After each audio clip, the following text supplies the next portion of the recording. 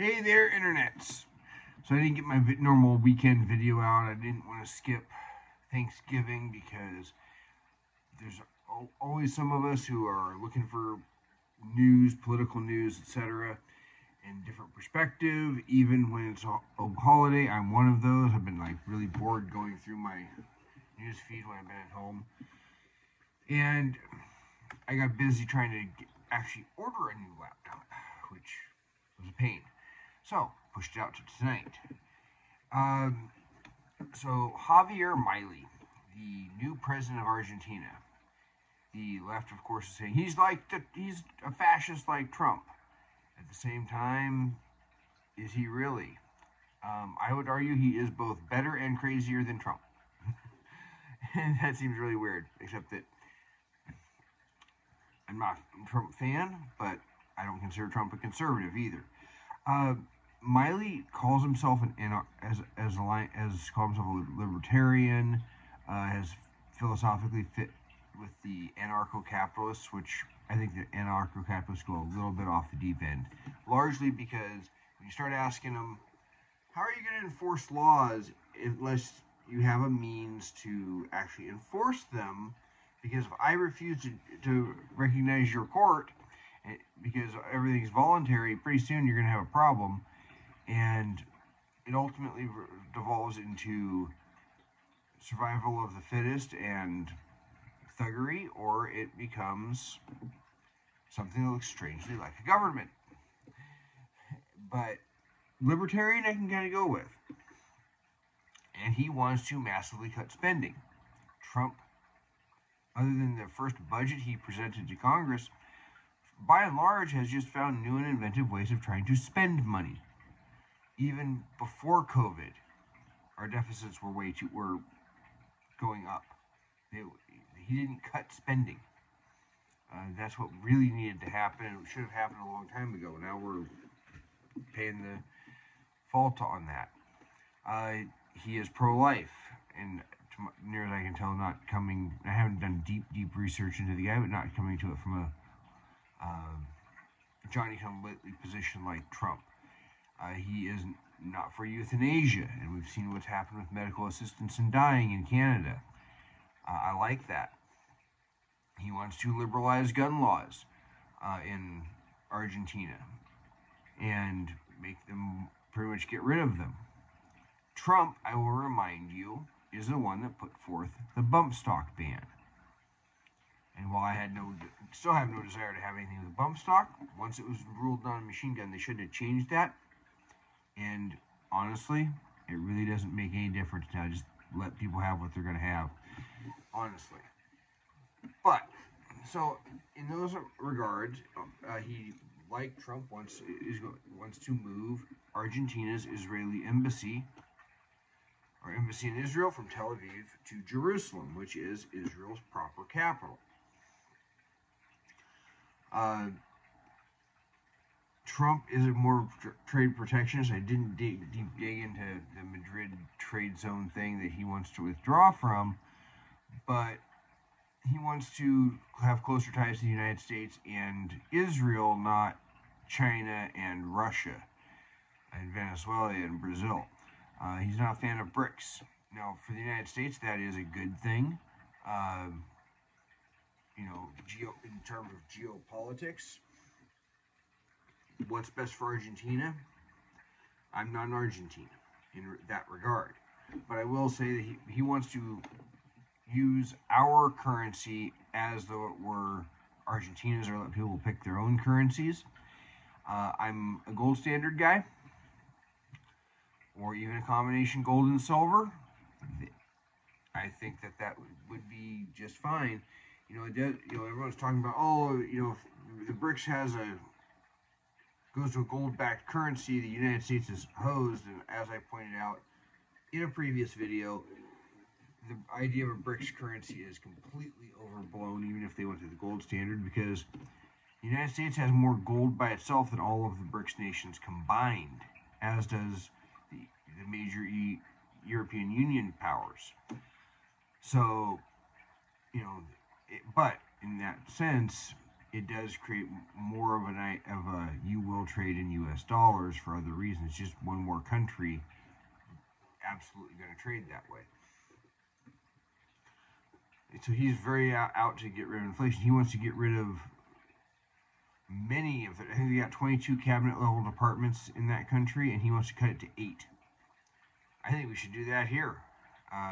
You don't see Trump promoting that. The last time I heard a Republican presidential candidate who was actually on the ballot in November talking about eliminating federal departments, cabinet level departments, was Bob Dole in 1996. He was going to eliminate 5 cabinet level departments, departments of education and commerce being 2 of them. And honestly, that would just be a good start. But he wants to, one of the ones they have in Argentina that he wants to get rid of they have a department, I think, of gender and the diversity, equity, inclusion. It was basically the die cult and the gender cult combined. Can't remember the exact name of it. He wants to get rid of that. That's one of the departments. That's like, just close it down. You don't even need to roll that into other things. In that regard, so in those regards, and I think he has being an economist, he has a much better philosophical foundation than Trump. And he is, being libertarian, you can't even come close to calling him a fascist, even though the Venezuelan president tried to do so and tried to call him a neo-Nazi. But Javier Milei is very pro-Israel. It's always amazed me how the left will try and call pro-Israel people, even sometimes try and call Jewish people Nazis, and it's like, you guys don't have any clue. They just want to say everyone I disagree with is a fascist or a Nazi or a racist or stupid. They don't want to make an intellectual argument for their positions. He wants to privatize numerous state-owned enterprises. The good thing. So in all of those regards, I'm seeing a lot to like about Miley. On the crazier side, he's talking about how he's on a mission from God to do so. And that's a little out there. I'm not going to go on, what you think God's... When you start talking about thinking you're on a mission from God, I'm going to kind of roll my eyes at you.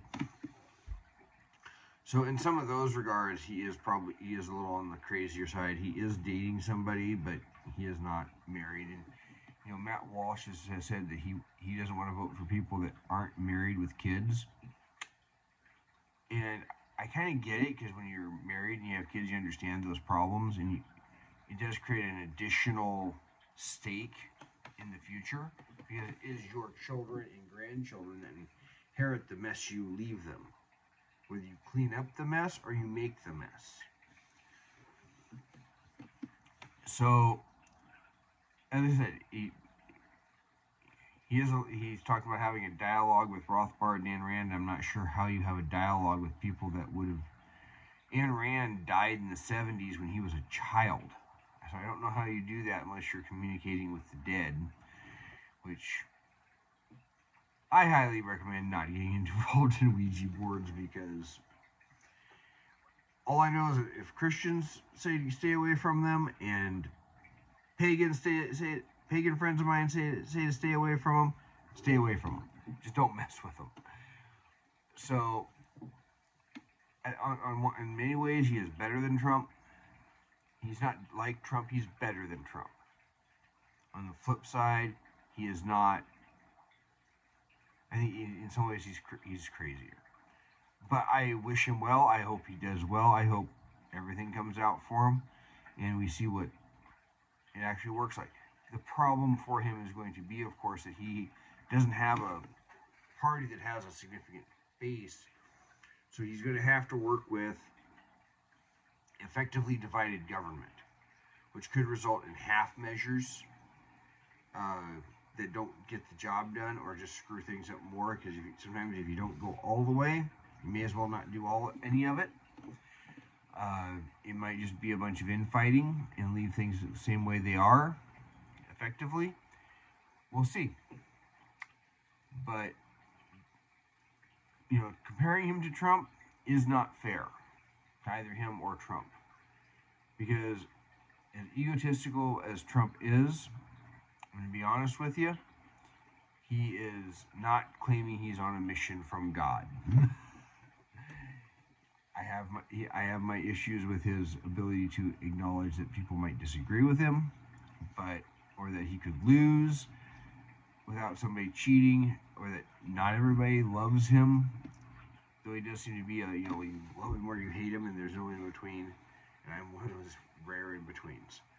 But that's kind of my take on Milie. I think the claims that he is like Trump are unfair,